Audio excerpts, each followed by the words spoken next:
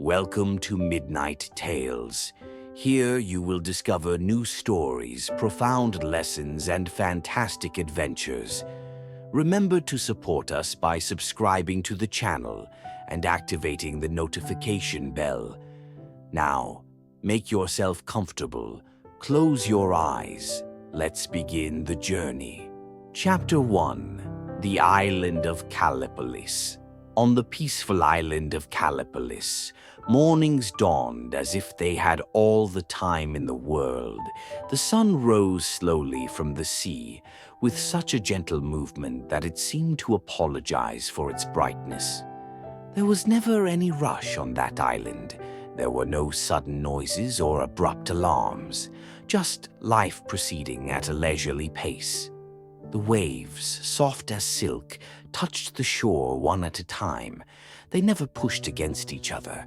They arrived, bent, then receded as if to make room for their sisters behind them. A calm, natural rhythm, almost musical. On the hill, where ancient olive trees intertwined like old friends, a boy was walking barefoot. His name was Nikos. He had dark, calm eyes and a way of observing the world that made you think he was someone who preferred to listen rather than talk. Nikos never woke up suddenly. He opened his eyes slowly, listened to the wind, and let the light enter the room like a gentle guest. Then he left the house and took a short walk, always the same one, to the large, flat rock near the cliff. That morning, like every morning, his grandfather Philon was sitting there. Philon was one of those elderly people with a marked face, but not from hardship. His wrinkles looked like lines drawn by the wind, soft curves, almost smiling. His eyes had the calmness of someone who had observed many things and understood that most of them were not worth worrying about. When Nikos approached the rock, his grandfather did not turn around immediately. He continued to look at the sea.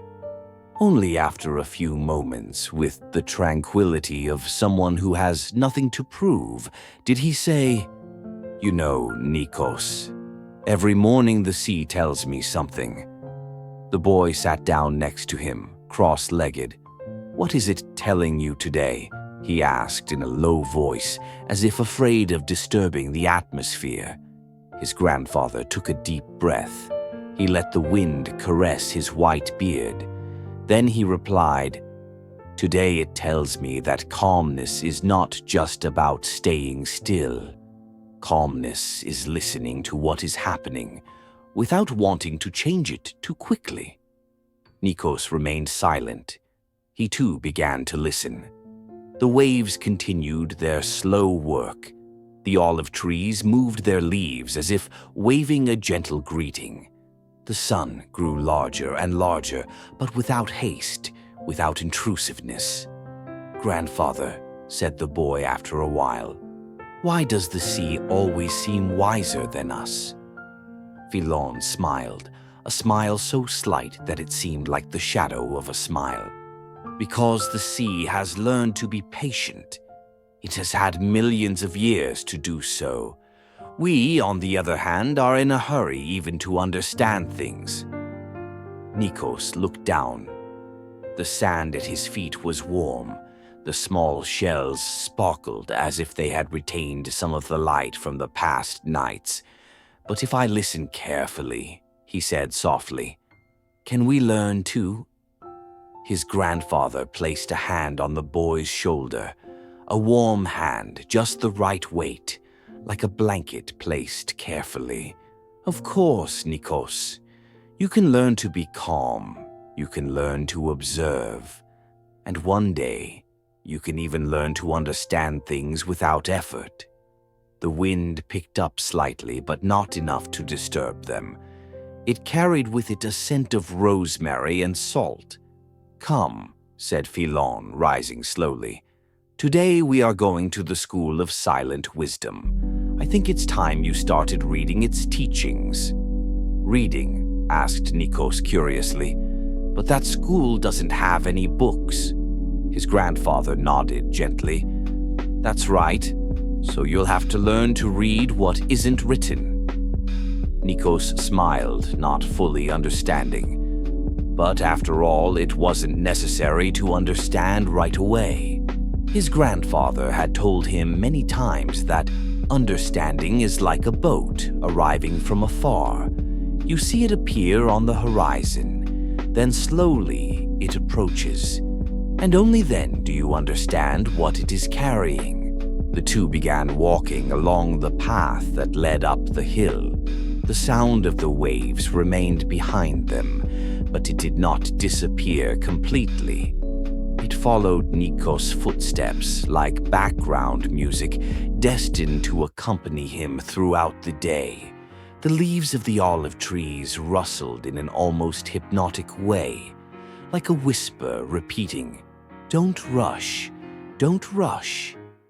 And so, between the sea, the wind, and the hill, Nikos' journey toward a new kind of knowledge began. A knowledge made up of calm observations, deep breaths, and small everyday wonders. A journey that would take him far away, even without ever really leaving his island. Chapter 2. The School of Silent Wisdom. The path to the top of the hill was one that was never run up. Not because it was difficult, quite the contrary.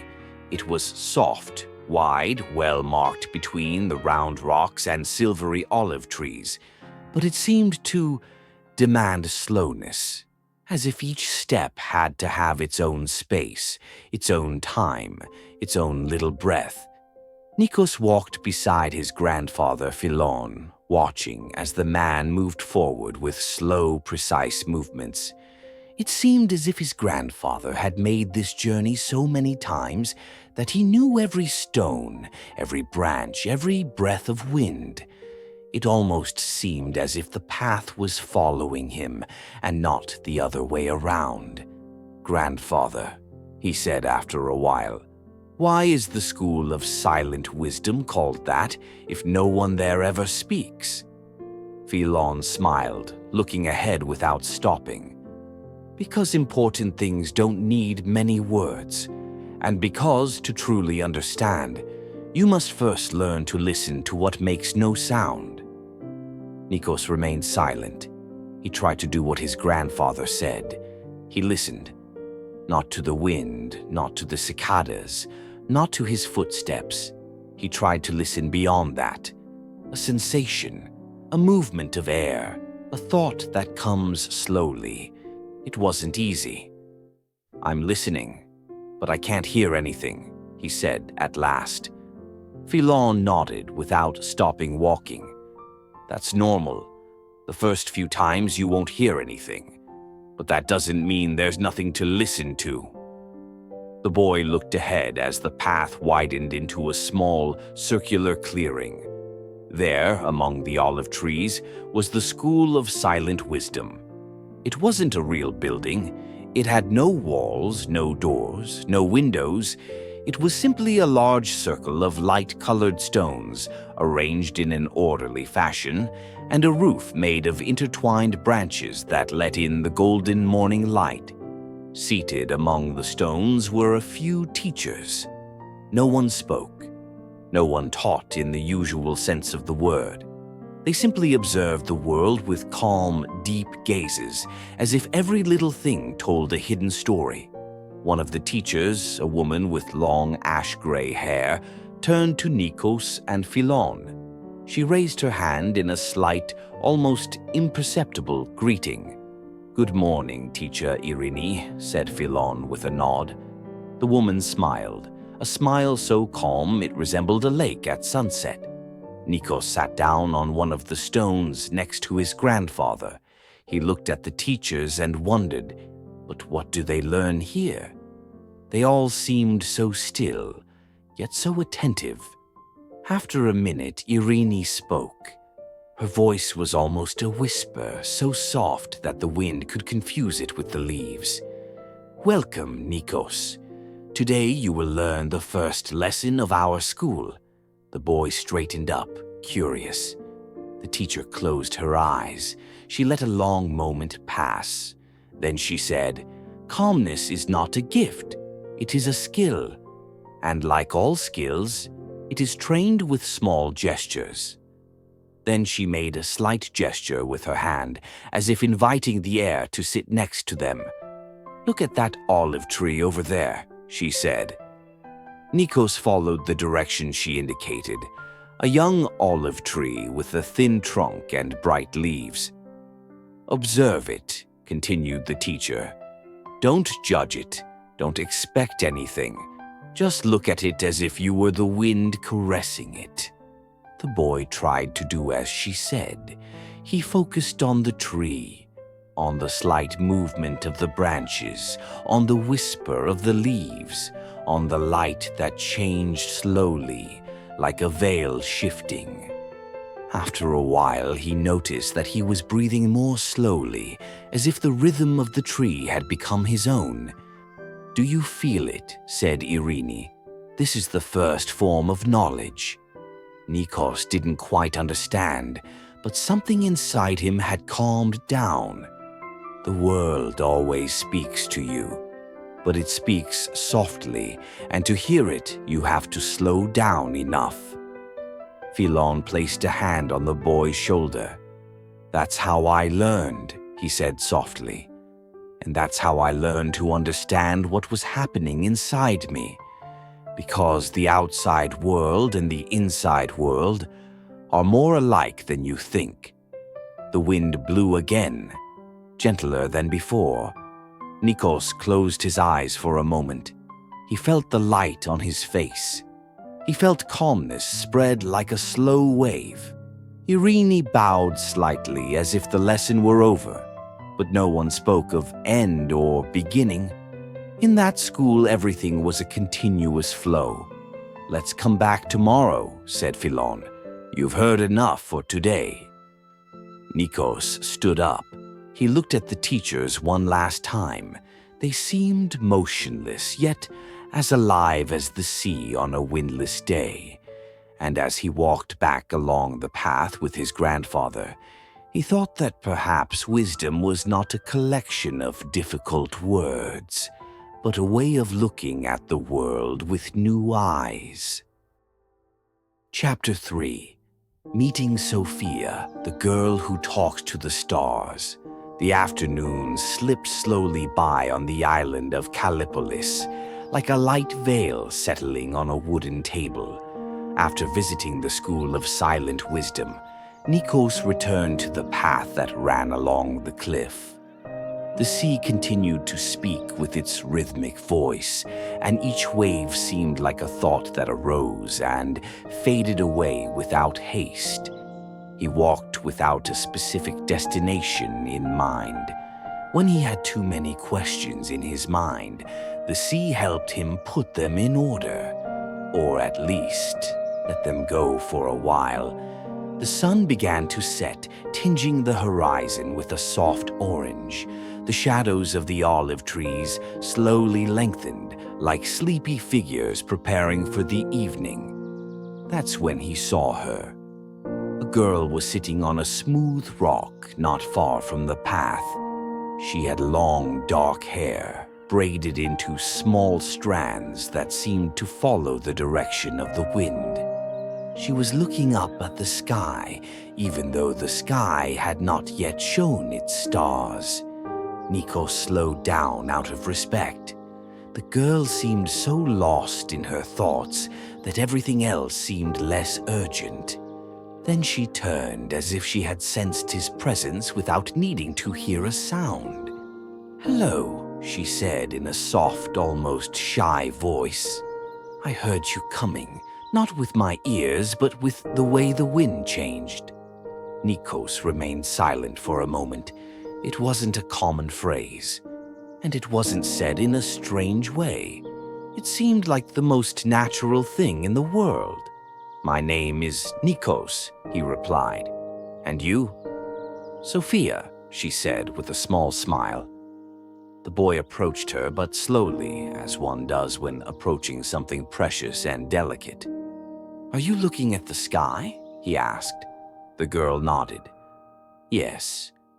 Even though the stars aren't out yet, I listen to them. It's a habit I've always had." Nikos sat down next to her, leaving a few inches of respectful distance. He looked at the sky, which was changing from peach to deep blue. There were still no stars, or at least none visible. "You listen to the stars?" he repeated curiously. Sophia laughed softly, a very light laugh. "Yes, I know it sounds strange, but when I was little, my grandmother often told me that stars speak in advance, even before they light up. She said that if you learn to stay still and quiet, you can hear the moment they begin to wake up." "And can you do it?" "Maybe," she replied. "Or maybe I just hear my heart calming down as I try. And that's enough for me." The wind blew through their hair slowly, like a greeting. "Why do you come here?" the girl asked after a moment. "I'm not sure," replied Nikos. "I like listening to the sea, and today I felt like I needed to walk a little to put my thoughts in order." Sophia nodded with an understanding smile. "It happens to me too. My grandmother used to say that heavy thoughts melt into the air if you sit close enough to the evening." The silence that followed was not empty. It was full of soft things, the breath of the sea, the rustling of the olive trees, the first crickets beginning to sing. Then Sophia slowly got up. The sky behind her was getting darker, and a small, tiny, flickering light peeped over the horizon. "There it is," whispered the girl. "The first star." Nikos looked at it. It was small, almost shy, but it was there. "How do you always know where it is?" he asked. "I don't know," Sophia replied. "Maybe because I look for it calmly, and when you look for something without rushing, sometimes it comes to you." Her words entered Nikos' heart with the same gentleness as a slow wave. "Would you like to come with me?" the girl asked. "I know a place where you can see the sky even better. A beach where the sand seems to hold some of the starlight. I usually go there when I want to." "Think properly." "Think properly?" asked Nikos. "What is thinking properly?" Sophia put on the hood of her light tunic and smiled. "It's thinking without rushing. It's thinking as if you were caressing an idea instead of chasing it."